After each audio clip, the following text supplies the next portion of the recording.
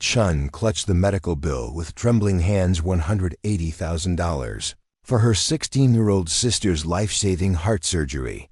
As a nurse making $45,000 a year, she knew it was impossible.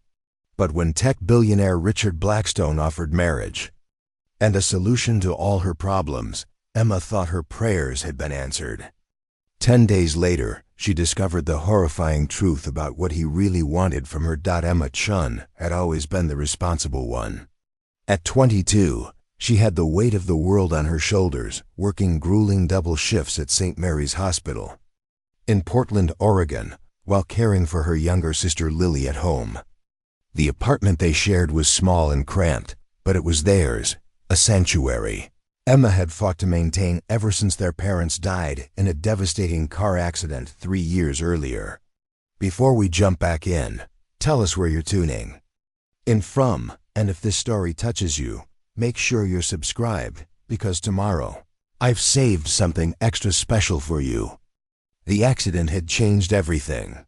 In one horrific moment on a rainy November night, Emma went from being a carefree college student studying to become a nurse to the sole guardian of her 13-year-old sister. She'd dropped out of her bachelor's program, finished her nursing degree at a community college, and threw herself into work to keep them afloat. Life had been manageable, if exhausting. Emma worked the night shift in the cardiac unit, then picked up weekend shifts at our urgent care clinic. Every penny went toward rent, groceries, and Lily's school expenses. They weren't living comfortably, but they were surviving. That all changed on a devastating day in March when Lily collapsed during her high school soccer practice. Emma was finishing her shift when her phone rang. The school nurse's panicked voice explaining that Lily had been rushed to the emergency room. Emma's heart stopped as she raced across town, still in her scrubs. The diagnosis hit like a sledgehammer. Severe mitral valve regurgitation, a condition where Lily's heart valve wasn't closing properly, causing blood to flow backward and putting dangerous strain on her heart. The cardiologist, Dr. Martinez, was gentle but direct.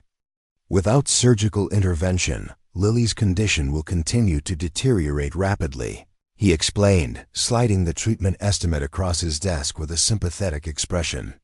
We're looking at open-heart surgery to repair or replace the valve. It's a complex procedure, but she's young and otherwise healthy. Her chances are excellent. Emma's eyes widened as she saw the number at the bottom of the page. $180,000. The figure seemed to blur as tears welled in her eyes. I know it's overwhelming, Dr. Martinez continued. Let me have our financial coordinator walk you through the insurance coverage. The meeting with the billing department felt like a nightmare. Your insurance covers 60% of the procedure, the coordinator explained, typing rapidly on her computer.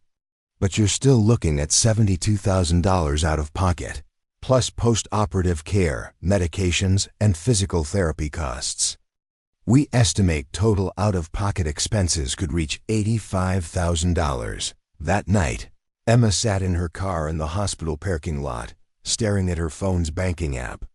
Her checking account showed $3,247, money she'd been saving for Lily's senior year. Expenses. Her savings account had been emptied months ago when their landlord raised the rent. Even with her nursing salary of $45,000 a year, she was barely keeping up with their basic expenses. She'd already maxed out 2 credit cards, paying for Lily's previous medical tests and medications. I can wait, Lily said weakly from her hospital bed later that evening, oxygen tubes snaking around her pale face. Dark circles shadowed her eyes, and her usual vibrant energy was gone. Maybe there's a payment plan or something. I don't want you to worry about money. Emma forced a smile, squeezing her sister's thin hand. Don't be ridiculous, Lil. I'll figure it out. You just focus on getting better. But inside, panic was setting in like a tide. Every day they waited, Lily got weaker. Her lips had started turning slightly blue during exertion, and she could barely walk upstairs without becoming breathless. Over the next week, Emma threw herself into finding solutions with the same determination she'd shown when studying for her nursing boards. She created a GoFundMe campaign that shared Lily's story, complete with photos from her soccer games and honor roll certificates. After 2 weeks of sharing on social media and asking everyone she knew to spread the word, it had raised only $2,800. She applied for personal loans from 3 different banks, each application ending in rejection due to her debt-to-income ratio and lack of collateral. She reached out to distant relatives, their father's brother in Michigan, who sent $500 with an apologetic note about his own financial struggles, and their mother's cousin in California who promised to see what she could do but never called back. The hospital's charity program offered to reduce the bill by 20%, which still left over $60,000. Emma looked into medical credit companies that offered payment plans, but even the most generous terms would require monthly payments of $1,200, more than her rent and groceries combined. She took on a 3rd job, picking up shifts at a nursing home on her days off, but the additional $800 a month wouldn't make a dent in what they needed. She considered selling everything they owned, but their modest possessions wouldn't bring in more than a few $1,000s. The doctors were growing concerned about the delay. "We really can't wait much longer," Dr. Martinez told Emma during Lily's follow-up appointment. "Her heart function is declining. Every week we postpone surgery increases the risks." That night, Emma sat at their small kitchen table, surrounded by medical bills, loan rejection letters, and fundraising printouts. She pulled out a calculator and tried once again to make the numbers work, but no matter how she arranged them, the math was impossible. Tears of frustration streamed down her face as she realized she was failing the one person who mattered most to her. Time was running out, and Chen was drowning in desperation, watching helplessly as her sister's condition worsened with each passing day. That's when fate intervened in the most unexpected way possible. It was a Thursday evening when Emma's life took an unexpected turn. She was finishing her medication rounds in the cardiac unit when her supervisor, Helen, approached with an unusual request. "Emma, there's someone here to see you," Helen said, her expression puzzled. "Says he's heard about your situation and wants to help. He's waiting in the family conference room." Emma's heart skipped. Had someone from the GoFundMe campaign come forward? Maybe a charitable foundation had seen Lily's story. She hurried down the hallway, hope flickering in her chest for the first time in weeks. The man waiting for her was not what she expected. Richard Blackstone sat at the conference table like he owned it, his silver hair perfectly styled, and his charcoal suit clearly custom-tailored. At 70, he carried himself with the quiet confidence that only came with immense wealth and power. Emma recognized him immediately from business magazines, the tech mogul who had built a software empire worth billions. "Miss Chen," he said, rising to shake her hand. His grip was firm, his eyes sharp and calculating. "Thank you for meeting with me. I'm Richard Blackstone." Yes, I know who you are," Emma stammered, still processing why one of the richest men in America was sitting in a hospital conference room wanting to speak with her. "But I don't understand. How do you know about my situation?" Richard's smile was measured, practiced. "Word travels in certain circles. Your story reached someone who works for one of my companies. A young nurse sacrificing everything for her sister's medical care. It's quite moving." Emma sat down slowly, her mind racing. "Are you here about a donation?" "Because any amount would help, Mr. Blackstone. Even a small contribution to Lily's surgery fund would mean the world to us. Preparing and narrating this story took us a lot of time, so if you are enjoying it, subscribe to our channel. It means a lot to us. Now back to the story." "I'm not here to make a donation, Miss Chen," Richard said, his tone becoming more serious. "I'm here to offer you a complete solution to your problem." Emma leaned forward, her pulse quickening. "What kind Of solution? Richard steepled his fingers, studying her carefully. I'm proposing marriage. The words hung in the air like a physical weight. Emma blinked, certain she had misheard. I'm sorry, what? Marriage, Richard repeated calmly. A business arrangement that would solve your immediate financial crisis while providing me with companionship in my later years. Emma stared at him, searching his face for any sign that this was some kind of elaborate joke. You're serious? You want to marry me? We've never even met before today. I've done my research, Miss Chen. You're intelligent, hardworking, and devoted. To your family.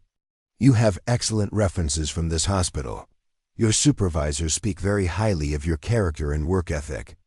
You're exactly the kind of person I'm looking for. Looking for?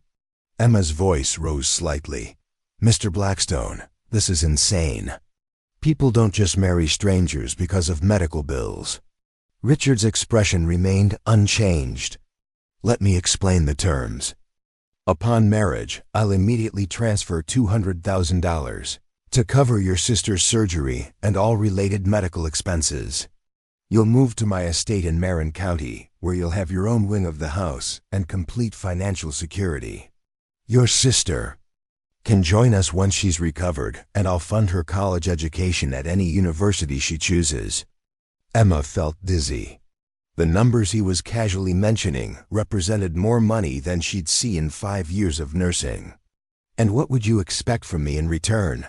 Companionship.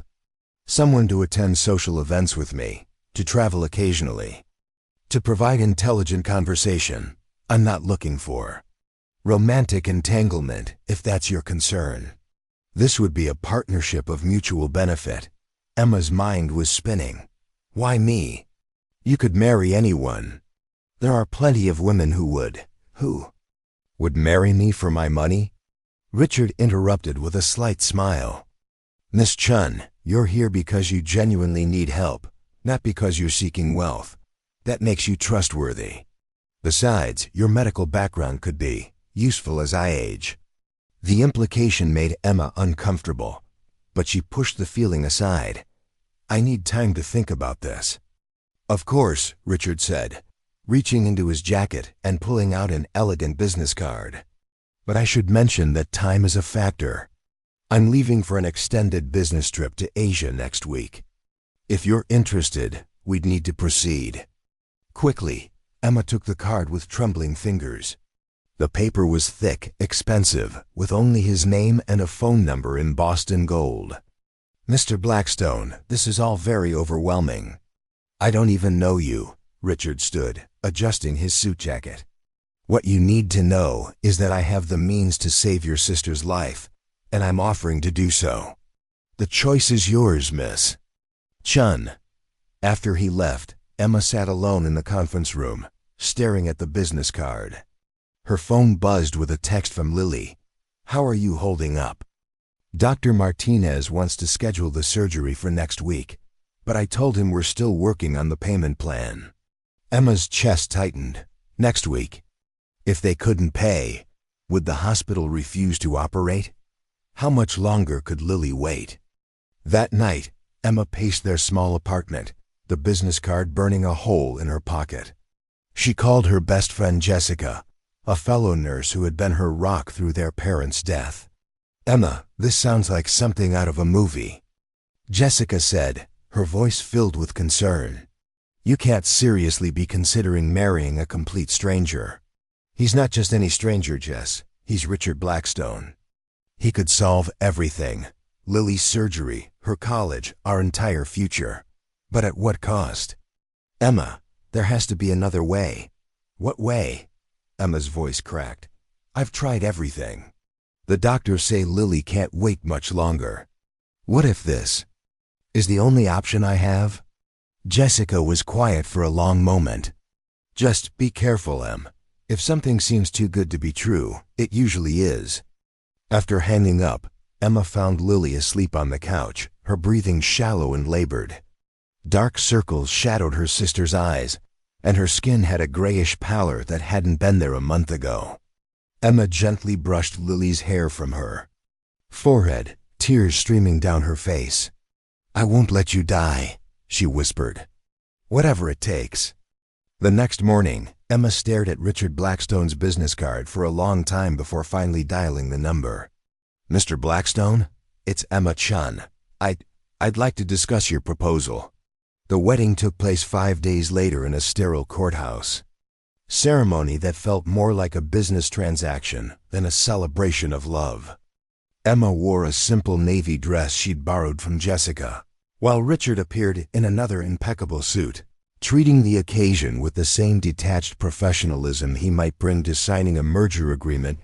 True to his word, Richard had wired $200,000 to Emma's account the morning after she accepted his proposal. Watching that number appear on her phone screen felt surreal, more money than she'd ever imagined having. Within hours, she'd called Dr. Martinez to schedule Lily's surgery for the following week. "Emma, are you sure about this?" Lily had asked when Emma explained the sudden windfall, carefully omitting the marriage details. "This Richard guy just wants to help out of kindness. He's a family friend," Emma had lied, the words tasting bitter. "Don't worry about it, Lil. Just focus on getting better." Now standing in Richard's sprawling Marin County estate, Emma felt like she'd stepped into a different world. The mansion sat on 50 acres of manicured grounds, its modern architecture, all glass and steel angles that seemed to cut sharp lines against the California sky. Everything was pristine, cold, and intimidatingly expensive.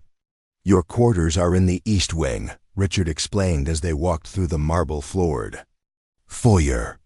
His voice echoed in the vast space, making Emma feel smaller with each step. "You'll have complete privacy there. Mrs. Hartwell, my housekeeper, will show you around." Mrs. Hartwell was a stern woman in her 60s, with gray hair pulled back in a tight bun, and eyes that seemed to see everything. She greeted Emma with professional courtesy, but there was something guarded in her expression. "Welcome to Blackstone Manor, Mrs. Blackstone," she said, the title feeling foreign on Emma's ears. "I'll show you to your rooms." The East Wing was luxurious but felt oddly isolated from the rest of the house. Emma's bedroom was larger than her entire former apartment, with floor-to-ceiling windows overlooking the gardens. Yet despite the opulence, something felt off. The windows had decorative bars that seemed more functional than aesthetic, and she noticed there were no locks on the inside of her bedroom door. "Dinner is served at 7 sharp," Mrs. Hartwell informed her. "Mr. Blackstone expects punctuality. There are some guidelines for your stay that we'll discuss tomorrow." That first dinner was an exercise in awkward formality. Richard and Emma sat at opposite ends of a dining table that could seat 20, their conversation stilted and superficial. He asked about her nursing background and her plans for continuing her career, but his questions felt more like an interview than genuine interest.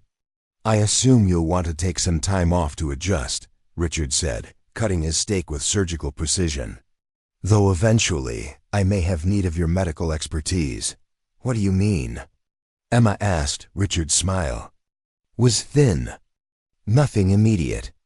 Just good to know I have a qualified nurse in the house." Over the next few days, Emma began to notice the strange rhythms of her new home. Richard disappeared for hours at a time, often leaving without explanation and returning well after midnight. The house staff, Mrs. Hartwell, 2 gardeners, and a cook all seemed to move with careful precision, speaking in hushed tones and avoiding eye contact with Emma. Most unsettling were the locked rooms. Emma discovered them during her exploration of the mansion, doors throughout the house that were sealed shut with electronic locks, requiring key cards she didn't possess. When she asked Mrs. Hartwell about them, the housekeeper's face went pale. "Those areas are off limits, Mrs. Blackstone. Mr. Blackstone is very particular about his privacy." Emma tried to call Lily, who was recovering well from her surgery, but found that cell service in certain parts of the house was mysteriously poor. The landline in her room worked fine for local calls, but international and long-distance numbers seemed to be blocked. "It's probably just a technical issue," Richard explained when she mentioned it. "I'll have someone look into it."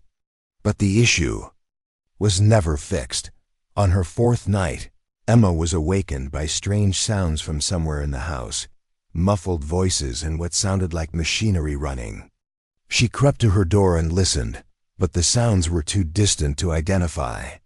When she tried to investigate, she found that a security gate had been lowered at the end of her wing, effectively trapping her in her quarters until morning. Security protocols, Richard explained the next day when she asked. "The house has automated systems for protection. Nothing to worry about." But Emma was beginning to worry about everything. There were cameras everywhere, though Richard claimed they were for security. The internet on her laptop was restricted, blocking certain news sites and social media platforms. And she'd noticed that Mrs. Hartwell always seemed to know exactly where she was in the house, as if she were being monitored. Most disturbing was Richard's behavior toward her. He was never inappropriate, but there was something possessive in the way he watched her. During their formal dinners, she caught him studying her like she was an object he'd acquired rather than a person he'd married. "How are you adjusting to your new life?" he asked one evening, his tone pleasant but his eyes cold. "It's an adjustment," Emma replied carefully. "I'm grateful for everything you've done for Lily." "Good. Gratitude is important in a marriage like ours." The way he emphasized the word made Emma's skin crawl. That night, unable to sleep, Emma tried calling Jessica from the landline. The call went straight to voicemail, which was strange since Jessica always answered her phone. When she tried calling the hospital to check on her former colleagues, she was told the number was disconnected. Though she knew that was impossible, Emma was beginning to realize that her communication with the outside world was being systematically cut off. But the most chilling discovery came when she found a photo album in the library. Dozens of pictures of Richard with young women at various social events. The photos spanned decades, and in each one, Richard looked exactly the same while the women beside him grew younger and younger. At the back of the album, she found newspaper clippings. Headlines that made her blood run cold. "Local nurse missing. Young woman vanishes after marriage. Police search for missing wife continues." Emma's hands trembled as she read the dates. The disappearances had happened every few years, going back 2 decades. And in the corner of one clipping, someone had written in neat handwriting, "Asset disposed of." As footsteps echoed in the hallway outside, Emma quickly closed the album and pretended to read a book. But her mind was racing with a terrifying realization. She wasn't Richard Blackstone's wife. She was his latest acquisition. Emma couldn't sleep after finding the newspaper clippings. Every creak of the house made her jump. Every shadow seemed threatening. She needed answers, and she needed them tonight. Waiting until she heard Richard's car leave for one of his mysterious late-night outings, Emma crept out of her room, determined to access one of those locked areas. She'd been watching Mrs. Hartwell carefully and noticed the housekeeper always carried a key card clipped to her apron. If Emma could get that card, she might finally understand what Richard was hiding. Moving silently through the darkened hallways, Emma made her way to Mrs. Hartwell's quarters in the service wing. The housekeeper's door was slightly ajar, and Emma could hear soft snoring from within. Taking a deep breath, she slipped inside. Mrs. Hartwell's apron hung on a chair beside her bed. Emma's hands trembled as she carefully unclipped the keycard, her heart pounding so loudly she was sure it would wake the sleeping woman. But Mrs. Hartwell didn't stir, and Emma escaped back into the hallway. The nearest locked room was on the 2nd floor, a heavy oak door marked with a small placard reading, "Private Study."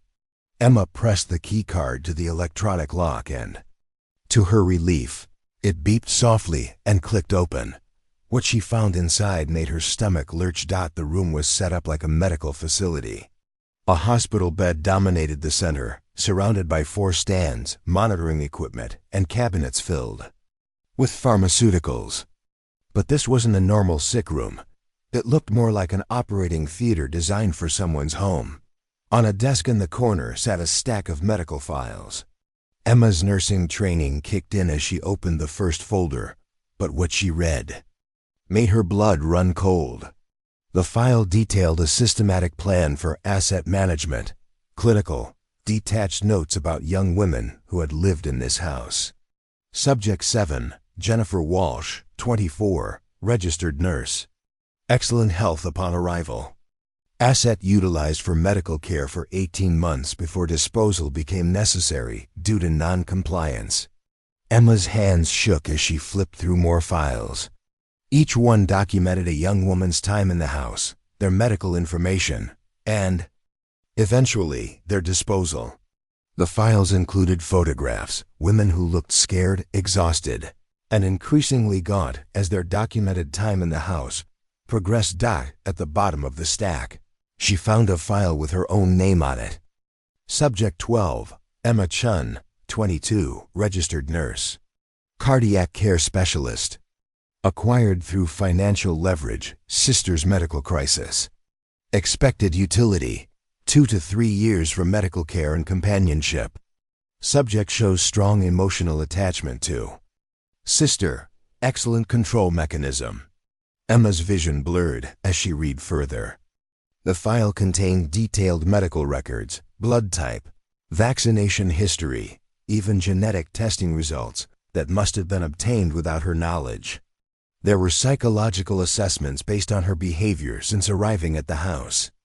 And most chillingly, a timeline for her conditioning. A noise in the hallway made Emma freeze. Footsteps were approaching, accompanied by voices. She quickly photographed several pages with her phone before closing the files and looking for another exit. But there was only one door, and the voices were getting closer. "The new one is becoming suspicious," she heard Mrs. Hartwell saying. "She's been asking too many questions about the locked rooms." "Then it's time to accelerate the timeline," came Richard's unmistakable voice. "Prepare the medical bay. We'll begin the conditioning process tomorrow." Emma's blood turned to ice. She was trapped in the room with nowhere to hide as the door handle began to turn. In desperation, she slipped behind a tall medical cabinet. Just as the lights flicked on. "Everything looks normal," Mrs. Hartwell said, her voice closer now. "Perhaps I was imagining things." "Check the medications," Richard ordered. "Make sure we have everything we need for the procedure. I want her fully compliant before she realizes what's happening." Emma pressed herself against the wall, barely daring to breathe. Through a gap between the cabinet and wall, she could see Richard examining the medical equipment with the practiced eye of someone who had done this many times before. "How long until the sister recovers from her surgery?" Richard asked. "Another 2 weeks," Mrs. Hartwell replied. "She's been asking when she can visit." Richard's laugh was cold and calculating. "She won't be visiting. Once Emma is properly conditioned, we'll tell her the sister had complications." Tragic, really. That should break any remaining resistance. Emma bit her lip to keep from crying out. They were planning to lie about Lily's death to break her spirit completely. This wasn't just about having a live-in nurse. This was about creating a completely dependent, broken person who would never think of leaving. "What about disposal of the previous subject?" Mrs. Hartwell asked quietly. "The crematorium handled everything discreetly, as always. Jennifer's family still thinks she ran off to Europe. It's amazing how easily people disappear when they have no real support system." Emma's mind reeled. Jennifer Walsh, the nurse from the file, hadn't just been dismissed or relocated. She'd been murdered. "Prepare the sedatives for tomorrow," Richard continued. "We'll start with light doses in her food, then progress to the conditioning therapy. I estimate 3 months until she's completely compliant." As their voices faded down the hallway, Emma remained hidden, her entire body shaking with terror and rage. She finally understood the full scope of what she'd walked into. Richard Blackstone wasn't just a controlling husband. He was a serial killer who preyed on vulnerable women, using their desperation to trap them in his house where he could use them until he grew tired of them. And she was next. But unlike his previous victims, Emma had one advantage. She now knew the truth. She also had proof in the photos on her phone, and she had medical training that might help her survive whatever conditioning he had planned. Most importantly, she had something to fight for. Lily was alive and recovering, and Emma would be. Damned if she'd let Richard use her sister's supposed death as a weapon against her. Creeping back to her room, Emma's mind raced with escape plans. She couldn't use the phones, couldn't leave through normal exits, and couldn't trust anyone in the house. But she was a nurse. She understood medications, medical equipment, and human physiology. If Richard Blackstone thought he could break her, like he'd broken the others, he was about to learn just how wrong he was. Emma Chen wasn't going to be victim number 12. She was going to be the one who brought him down. Emma had less than 12 hours before Richard planned to begin drugging her. She spent the pre-dawn hours formulating her escape plan, using every bit of her medical knowledge and nursing experience to stay alive. First, she needed to avoid the sedatives Richard planned to put in her food. Emma had noticed that Mrs. Hartwell always prepared her meals separately from Richard's. Now she understood why. She would have to pretend to eat while secretly disposing of the food. More importantly, she needed to get word to the outside world. Her phone had no signal, but Emma remembered seeing a landline in Richard's main office, one that might not have the same restrictions as the phone in her room. That evening, Emma forced herself to act normally during dinner, pushing her food around her plate while pretending to eat. She complained of a headache and retired early, waiting until the house grew quiet before putting her plan into action. Using Mrs. Hartwell's key card, Emma accessed Richard's private office on the ground floor. The room was a shrine to his ego. Walls lined with awards, photos with politicians and celebrities, and newspaper articles about his business success. But hidden behind the legitimate accomplishments, Emma now saw the truth. This was the lair of a predator. She found the phone and dialed 911, her hands trembling as she whispered her location and situation to the dispatcher.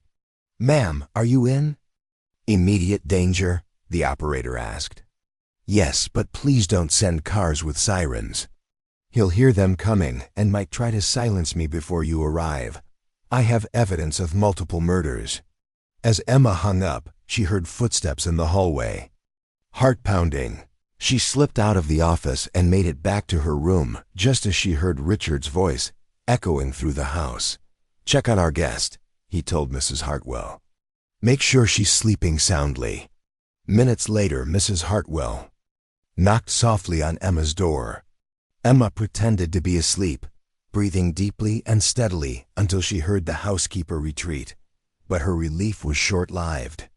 Through her window, Emma saw headlights approaching, not police cars, but Richard's usual black sedan returning earlier than expected. Her stomach dropped as she realized he must have discovered something was wrong.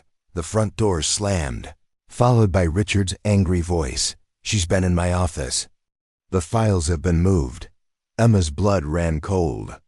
She grabbed her phone with the incriminating photos and the key card, knowing she had to run. But as she reached for her door handle, she heard the electronic locks throughout the house engaging. Richard was sealing the mansion. "Find her," Richard's voice echoed through the intercom system. "She can't have gone far." Emma's nursing training kicked in as she assessed her options. The windows in her room were barred, the door was electronically locked, and Richard would soon discover her location. But she remembered seeing ventilation grates during her exploration of the house, large enough for someone her size to crawl through. Using a chair, Emma climbed up and removed the grate covering in her bathroom. The metal ductwork was tight and claustrophobic, but it led toward the main part of the house. She crawled through the darkness, following the sound of voices below. "The police could be on their way," she heard Mrs. Hartwell saying nervously. "Maybe we should abort and relocate." "No," Richard's voice was ice cold. "She's just one desperate nurse with wild stories. Who's going to believe her over me?" We dispose of her tonight and clean up any evidence." Emma's blood chilled, but she kept moving through the ductwork. She had to reach the outside before they found her. The ventilation system led to the main air handler in the basement, and from there, she knew there had to be an external exhaust. Behind her, she could hear Richard and his staff searching the house room by room. Their voices grew more frustrated as they realized she'd somehow escaped her. Locked quarters. Emma finally reached the main air handler and dropped down into the basement. The room was filled with the mechanical equipment that kept the mansion running, and she could see moonlight filtering through a small window near the ceiling. But as she climbed toward it, she heard footsteps on the basement stairs. "She's down here," Richard called out. "Block all the exits." Emma was trapped. But then she heard the most beautiful sound in the world, sirens in the distance, growing louder. The police had arrived. Richard heard them too. "Damn it," he snarled. "Change of plans. If we can't dispose of her quietly, we make it look like a break-in gone wrong." Emma saw Richard descending the stairs with something metallic in his hand. In the dim light, she realized it was a scalpel from his medical room. Her nursing instincts took over as she grabbed a wrench from the maintenance workbench. "You have nowhere to run, Emma," Richard said, his voice eerily calm. "You should have just accepted your role here. You could have lived comfortably for years, like Jennifer Walsh did." Emma shot back, backing toward the window. "Like the 11 other women whose files I found." Richard's mask finally slipped. Completely. They served their purpose, just like you will. As he lunged forward with the scalpel, Emma swung the wrench, connecting with his wrist and sending the blade clattering across the floor. Richard stumbled, and Emma used the moment to smash the basement window with the wrench. "Help! I'm in the basement!" She screamed as loudly as she could. The front door burst open upstairs, and she heard voices shouting, "Police!" Richard tried to grab her, but Emma fought back with everything she had, her nursing training helping her target pressure points that sent him reeling. Within moments, officers flooded the basement. Richard Blackstone, tech mogul and serial killer, was finally in handcuffs 6 months later. Emma stood in a federal courthouse watching Richard receive multiple life sentences. The FBI had found evidence of 14 victims over 20 years, all young women who had disappeared without a trace. Emma's courage in exposing him had finally brought justice for all of them. The reward money from the FBI, combined with the lawsuit settlement from Richard's estate, ensured that Emma and Lily would never face financial hardship again. But more importantly, Emma had started a foundation to help women escape dangerous situations, providing both financial assistance and safe houses for those trapped by predators who used desperation as a weapon. Lily, fully recovered and thriving in college, often helped Emma with the foundation's work. "You saved more than just my life," Lily told her sister. "You saved all those future victims who will never have to face what you went through." Emma had also found love with Detective Marcus Rivera, the lead investigator who had taken her case seriously from the beginning and helped build the evidence that convicted Richard. Their relationship was built on mutual respect, trust, and genuine care. Everything her marriage to Richard had lacked. As Emma watched Richard being led away in shackles, she reflected on how desperation had nearly destroyed her life, but courage had ultimately saved it. Sometimes the most dangerous predators hide behind offers of help, but with strength, intelligence, and the determination to fight back, even the most trapped victim can become the hero of their own story. Emma Chen's story reminds us that no matter how desperate our circumstances, we should never stop questioning offers that seem too good to be true. But more importantly, it shows us that one person's courage to speak the truth can save countless others from falling into the same trap. Up next, you've got 2 more standout stories right on your screen. If this one hit the mark, you won't want to pass these up. Just click and check them out. And don't forget to subscribe and turn on the notification bell so you don't miss any upload from us.